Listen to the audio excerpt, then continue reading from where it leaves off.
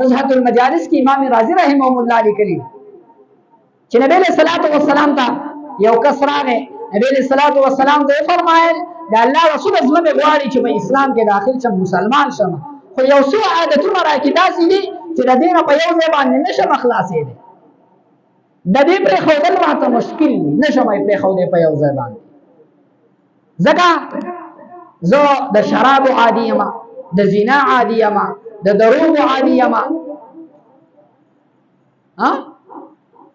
دا په ما کې عادتونه دي، خو دا ټول صفات زه په یو ځای باندې نشم پرېښودی. ما د یو څیز وښایه چې هغه یې پرېږدم او نور به په قلاره قلاره پرېږدم. نبی علیه الصلاة والسلام ورته وفرمایل اترکوا الکذب، دروغ ویل چې کوم دي دا پرېږده، نور ټول کوه. څه زمانه پس د ده زنا ته زړه وشو چې یاره زنا، نو زړه له یې راله چې یاره که زه دا زنا وکړم او په دې زنا کې اخته شم، نو نبی علیه الصلاة والسلام به زمانه تپوس کوي چې هلکه زنا دې کړې ده که نه یې کړې. نو که زه ورته وایم چې زنا مې کړې ده، نو بیا به نبی علیه الصلاة والسلام او صحابه کرامو ته مختورن شم، هغو ته به بد ښکاره شم، او بیا به چې کوم دی ماله کوړې هم راکولی کېږي. او که ورته نه وایم چې ما زنا نه ده کړې،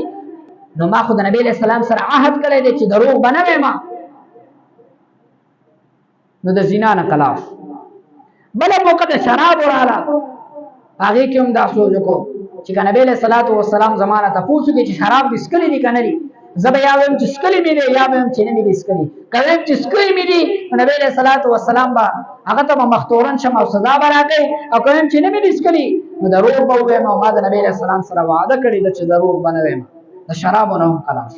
تر دې پورې چې ټول ګناهونه یې پرېښودل. نبی علیه الصلاة والسلام ته راغی او نبی علیه الصلاة والسلام ته یې وفرمایل چې د یو رښتیاو په برکت باندې الله رب العالمین د ټولو ګناهونو نه چې دی زه محفوظ وساتلم، ټول ګناهونه مې پاتې